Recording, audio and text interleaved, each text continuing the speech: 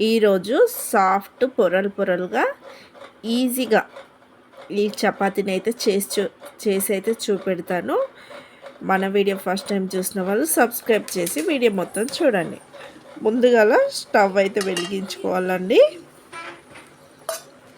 ఒక ప్యాన్ పెట్టుకోవాలి.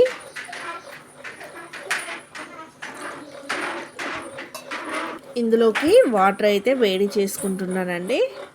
ఒక కప్పు వాటర్ అయితే తీసుకున్నాను. రుచికి సరిపడు ఉప్పు అయితే తీసుకోవాలి.